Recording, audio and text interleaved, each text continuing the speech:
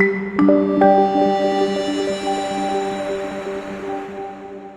me welcome the Executive Vice President and Chief Operating Officer of the National Urban League, Mr. Dan Gravens, all right, and and the Chairman, President, and CEO of Georgia Power, Mr. Chris Womack, and the one and only best selfie taker in America, Mr. Roland Martin.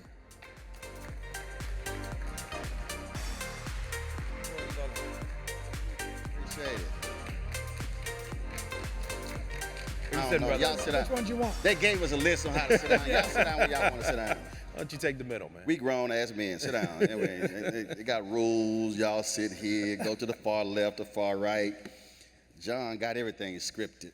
They had in the script, we can go to the bathroom. I'm like, come on. How we doing? Y'all got to do better than that. How we doing? I'm trying to make sure everybody in this room is awake. All right, so glad we're here. We're going to have a great conversation. They have given us, hey, y'all got to change the clock. Y'all have got 7 minutes about please wrap up. Damn, we just sat down. Like grand opening, grand closing. All right. Hello and goodbye. Yeah, let's get right to it. I think they sent y'all some prepared questions. I won't be asking any of them, so don't worry about whatever they sent y'all. We ignored them. We knew that. We knew Yeah, that. I don't read from those. We talk about the power of the C-suite, and one of the issues that I have is that you have numerous folks. You've had generations fighting for African Americans to be on boards, to be CEOs, to be executives, to be in senior leaders. But we're still dealing with some of our folk who are only benefiting themselves and not the collective. Right. How do we effectively challenge them to say, you're not sitting in those positions just for you. It's about expanding the opportunities for all. No, and I look at it this way. Here at Georgia Power, part of Southern Company, the responsibility is we've got a bunch of stakeholders, and they're all bigger than me, bigger than individuals, whether it's customers, whether it's employees, whether it's investors, but also there's a community out there that is looking for us to provide value and benefit to them as well. And so I think if you look at it the right way, you're gonna say, this is not just about me, but this is, I've got a platform to do something to help somebody, to help a community. How do I use my creativity, how I use this company to make investments, to leverage, to collaborate, to help make people's lives better. And I saw David Thomas was just here from Morehouse, and so a year or so ago, we made a commitment of $50 million to historically black colleges and universities, coming out of a conversation that I had with one of our board members, a guy named David Grain, who had facilitated a conversation in Silicon Valley about the lack of diversity in Silicon Valley. And so we're saying, let's address that, let's fix that by helping David and other HBCUs enhance their curriculum to help students understand data analytics, to understand coding and other technical fields so they can go work in Silicon Valley companies. So that's some of the stuff I think is part of the mindset and the philosophy that we must have as we assume these roles of leadership. No, but for me, I believe it has to be 360 degree. What I mean by that is, there are a lot of companies who want the applause. So, oh, we have the scholarships, or we fund this initiative with the Urban League or the NAACP. Whereas I'm saying, no. I want to know, what is your spending on black-owned media, black law firms, black engineering firms, black accounting firms, black publicists, black transportation companies, you're using car service, black catering companies, black event planners, black audio sound. It has to be a much broader conversation, because we are long past being happy to see an African American in the C-suite. No, how are you delivering in a 360-degree way?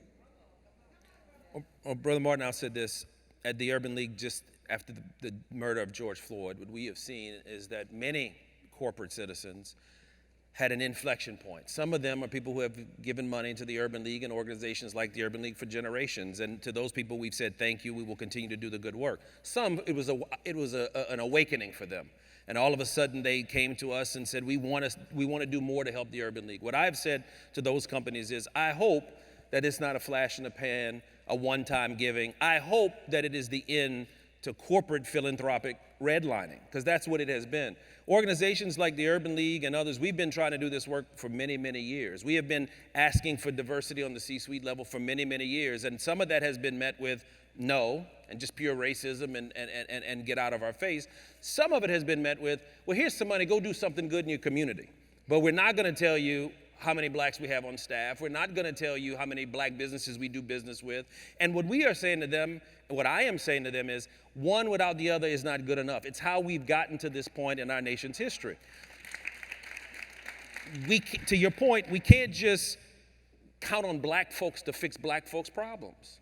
And that's what this philanthropy in some regards, and look, I appreciate the corporate giving that we get from many of our corporate partners, and Georgia Power supports our urban leagues here. We are gonna do what we can with the resources we can, but we need more resources, and we need to know that the people in those companies look like us, sound like us. And you asked a question to Brother Womack, and I wanna answer it. I served some time in corporate America. You brought up, Brother Martin, about the some of us in corporate America don't look out for some of us. And you're very correct about that. What I'll say about that is corporate America even has a culture that does breed this feeling as an African American, it's gotta be just me. Right. And then what I have experienced in corporate America, and I'll just say it, is people who look like us were sometimes the people who I had to look out for. Because I can tell you in the conversations that we've had when it comes to getting advertising, the first person in some conversations go, Roland, you controversial, is the black folks. I'm like, I need you to shut the hell up.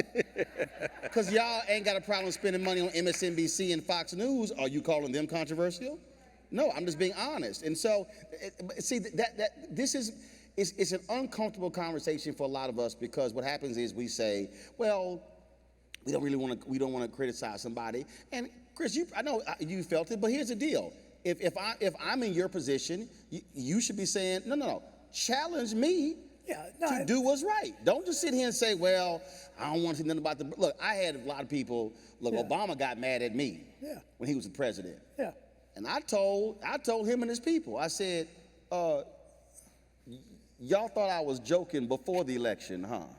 I said, no, there's a return on investment. And if you want somebody to carry your water, there's going to be some expectation when you get in to use your power for good. I said, now if I criticize the previous 43, you damn right, I'm going to criticize 44. Now I ignored 45, but I'm going to jam up 46. But that really has to be our position. No, and it does, and you have to hold us accountable. Yeah, we got to hold ourselves accountable. I mean, I've got to make sure that I'm saying when I move on from where I am, I'm helping other people grow and develop. I'm making sure that I identify opportunities for black folks to do business for the company. And yeah, I've got to make sure I do that. And you and others have got to say, well, Mac, what have you done? And yeah, I feel good about what we have done, but I got to continue to do more. Roland, let's put the blame where it belongs, not on the one or two brothers and sisters who were the lucky ones. 1% of the Fortune 500 have a black CEO, 1%. We are 13% of the population. It is 2021. We've had an African-American president, but yet we still can't run the titans of this country. We are expected to participate as Americans. We are told all the time, pull yourselves up by the bootstraps, black folks. And yet when you look at the participation on the C-suite, the boards of directors of these companies are in the positions of CEO, those doors have been closed to us, and they're not opening. If you look at the bench, who becomes the CEO typically at a company? It's the person who runs the profits and losses, the CFOs, the chief operating officers. If you look at those positions, gentlemen, those positions are largely white men. They're not women. We do the human resources. We're hired to do diversity, equity, inclusion. By and large, those are not the positions that rise to become CEOs of the company. So if you even look at the benches that these companies are creating, we're not even on the bench, Roland. But this is also, again, you're absolutely right in terms of where you place it. But I'm still going to challenge even our own when they do get in positions of power, because remember when Brian Gumbel interviewed Mike Tomlin, about the lack of black head coaches, and Mike Tomlin was commenting. And so Shannon Sharp blasted Mike Tomlin saying, wait a minute, Mike, you've been an NFL head coach for 14 years and you've never hired a black coordinator. So it's also when you do get in, how do you open the door to say, no, I'm gonna create my own coaching tree, my own executive tree, and that's also sort of how I think how we have to challenge folks that when you get in, are you expanding the opportunities? Agreed. Identifying the people, because to your point, look, you're not gonna be there forever, but you want to be able to have a coaching tree or an executive tree that comes behind you. No, absolutely, and we get in the position, I can't not say, okay, well, I can't talk about diversity. I can't talk about race issues. I got to still be the champion. I mean, I've got to be the one leading the charge and making sure that I'm developing the bench, making sure that whether it's the finance organization or operations, it is full of people of color, of diverse people in all parts of the business. So there is a succession plan, succession tree available to fill this seat. And so, man, that's what we have to do. I mean, everybody's got to hold us accountable, our employees, our community. If we do that, we'll get there. I mean, there are a lot of good conversations that are taking place today. And I do think we have an opportunity to do things that we've never done before and to really make some changes that otherwise would not have happened. But we got to hold ourselves accountable. We got to stay to it. It's a long journey, and we got to stay committed, and I think we can get it done. John, you mentioned George Floyd, and there were a lot of people, there are a lot of companies, some here, that made announcements, that made pronouncements, that issued press releases, that people applauded. I've said to folk, I'm not giving you credit for a press release. And you shouldn't. I'm gonna give you credit when you deliver on what you put in the press release. And so that's also, I think, what has to happen. And I know, I'm sure our frat brother Mark was a little uncomfortable. I had him on the show, and I talked about Pepsi. And I'm not picking on Pepsi. I'm just using an example because I think we also have to be thinking differently when we're having these conversations. So Pepsi has a 10-year, 5-year commitment with the International Urban League to stand up black businesses, fully support, $10 million. They have an initiative where they want to drive $100 million over 5 years to black-owned restaurants. But Pepsi spends about $3 billion a year on marketing. If Pepsi committed 5% of its marketing dollars to black-owned media, that would be $150 million a year, $750 million over 5 years. $10 million to the Urban League over 5 years, $100 million they want to drive in receipts to black-owned restaurants, but $750 million could go to black-owned businesses over a 5-year period. That's the number. And I think we have to be making a level of demands of companies that are different. And that's why I'm saying we have to be far more specific in that we appreciate the support of civil rights organizations, but the real flow of resources is when it comes to the companies, and that's the demand. And we must be that specific with every single company, whether you're Wells Fargo, whether you're Bank of America, whether you're Citi, whether you are in whatever industry, because, again, philanthropic support is one thing, but standing up and supporting and investing in black-owned and minority business is a completely different thing. Absolutely. But Roland, you make an excellent point. After May 25th, George Floyd's death, and I think it was the BET Awards, if you go back and look at some of the ads and it was some great... Oh, no. Do you need them? Because I wrote them all down. Okay, but it was... Because I posted on Instagram every single one of them. Go ahead. It was some phenomenal creative work that was done. Y'all think I'm lying. Keep going. And so I do think, and whether it's press releases or whether it was wonderful creative, we got to hold ourselves accountable for what did we do after that. I mean... No, I want you to put a pin in that, because here's the deal. Because, see, again, this is where the game comes in. They hired black and minority creatives to produce the spots and paid them. What I said is, no, but are you also running ads on black-owned media? So what happens is they want us to be happy. No, but we hired some black creatives. I'm saying, no. We want that pot and that pot. Yeah, and so that's one of the conversations I know that we have internal. What are we doing today? I mean, not just what we did in June or July of 2020, but are we still on this journey? What progress? I mean, what advancements? What causes are we continuing to invest in that we talked about back in May and June of 2020. And I think that's something we got to all hold ourselves accountable to as companies. Roland, what? See, Don, this is business. We're not talking a handout conversation. No, that's right. We're saying there are actual businesses, and I need people to understand when we talk about businesses, specifically African American. Prior to COVID, there were 2.6 million black-owned businesses in America. 2.5 million had one employee, doing an average revenue of $54,000. That's right.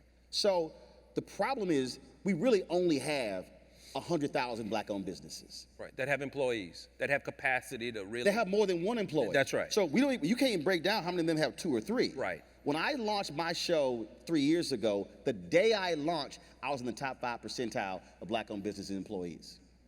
So going from launching the business, going from that to $3 million a year, 3 years later, Yes. I am actually doing better than 95% of all black-owned businesses in America. That's in 3 years. Right. That's crazy.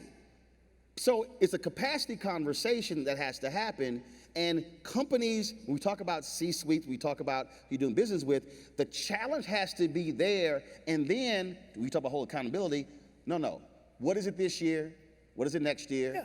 Then what's the benchmark the following year? As opposed to, hey, we got a diversity award of being a great place for minorities to work. That's right. But we can't live on accolades, okay? Because we can't deposit awards. And so that's my thing. I mean, yeah, give me an award, I'll take a photo with it, but I can't stand on that. I ain't never deposited a selfie. Okay, no, so we can't live on accolades. And so all the work we're doing, one of the things we're going to do is end of the year, we're going to do what I call a transformation report that will highlight everything that we're doing. Then we'll benchmark ourselves against other companies to say, okay, am I good, bad, or indifferent, and where is it I can get better? And I'm going to do that every year. Every year we're going to do a transformation. We're going to grade ourselves. That's right. And I'm going to have somebody come in and audit to say, how well are we doing? But I think that's the way we get better. That's right. But Roland, you're making the case for this panel.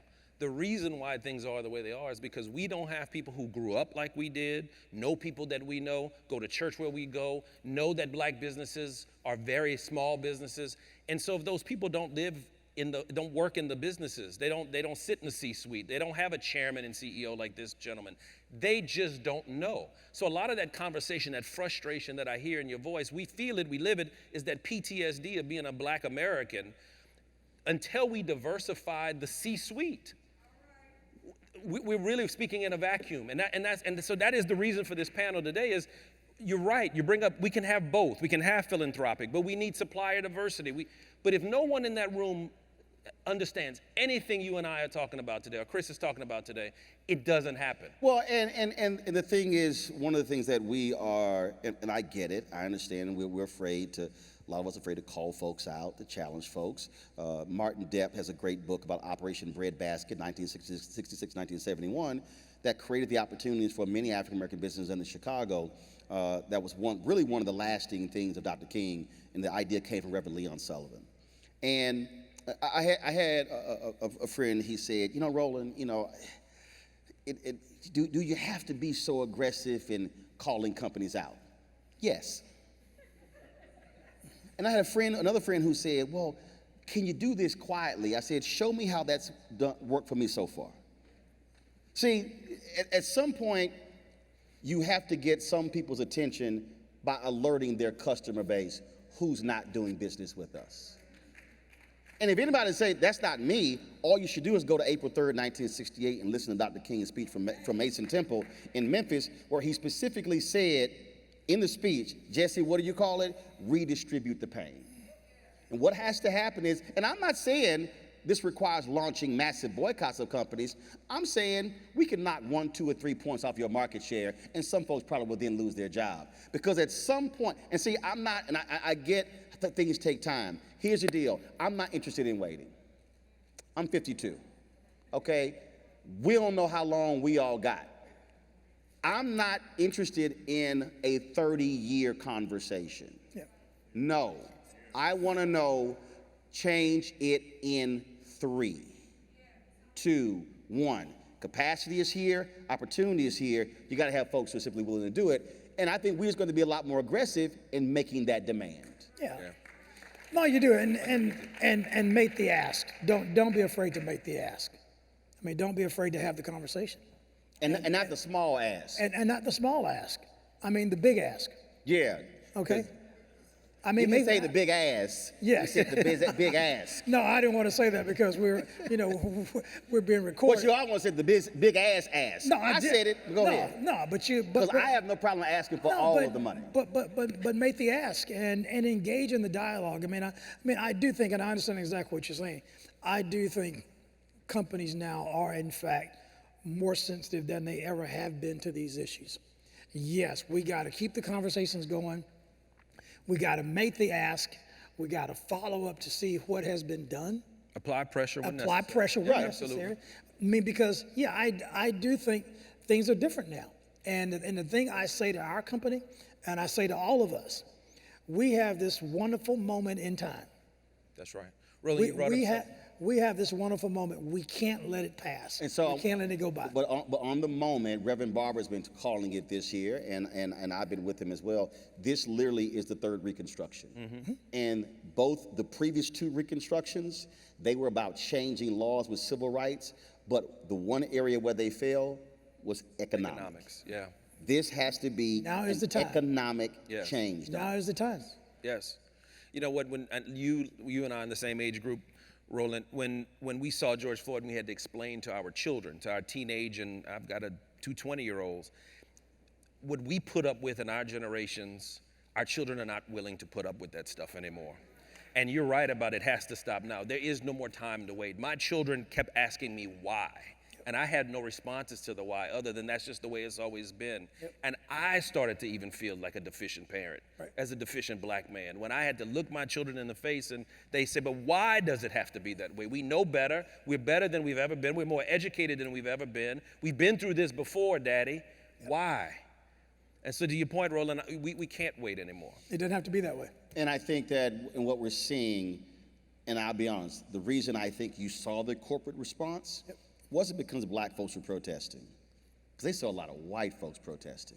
And they were like, oh, hell, nah. Because if you study history, in the period after the Civil War, poor whites and freed slaves began to make substantive changes Absolutely. across the South. Dr. King mentioned that in his speech in Montgomery after the 7 Montgomery March. Yep. And he talked about that, and you had what they called the Bourbon class that said, oh, we cannot have this happening. That's what we saw. But the challenge for white allies has to be, don't just show up to the George Floyd protest for 2 or 3 weeks. Where are you a year later when they haven't passed the bill in Congress?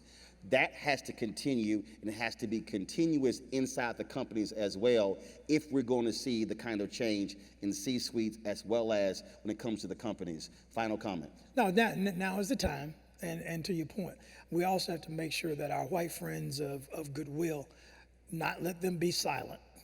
Okay, as the philosopher Frantz Fanon would say, silence is dishonesty.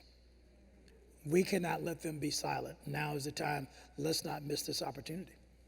We need to educate our young people that working in corporate America is not a bad thing either, as well, though. We need brothers and sisters in corporate America. We need our next titans, our next CEOs, CFOs, chief operating officers in corporate America to be our young people, to be us. And so let's educate our young people to go be good corporate citizens in corporate America so we can change some of these systems you talked about, Brother Martin. My final comment is real simple, and that is, I've started every job with the premise, I'm gonna get fired anyway.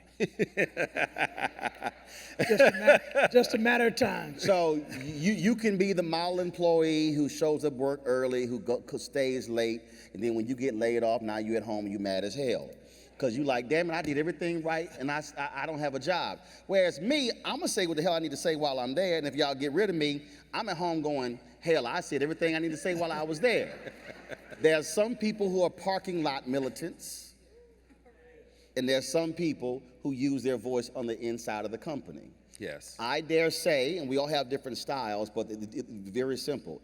If you are in a company and you have left no footprints or no fingerprints, you have wasted a career. No question. This is the opportunity for us to literally redefine America in the image that it should be, because we are not going back to the country that we used to be. That's right. It's not happening. It's simply not. It's not gonna happen. And so either we make the shift now and we change what is happening, or we're going to have a bigger problem in the future. And that means supporting and investing in, yes, those companies, folks with black-owned media who are willing to tell a story, and also stop using the buzzwords that we all know, who you're afraid of, who's not the right type of person, because the reality is you sometimes need that strong voice that doesn't give a damn, who's willing to change the system. Boo, I see you waving in the back. We good. Thank you very much. We are out of time. Hope y'all enjoyed this conversation. Thank you. Thank you.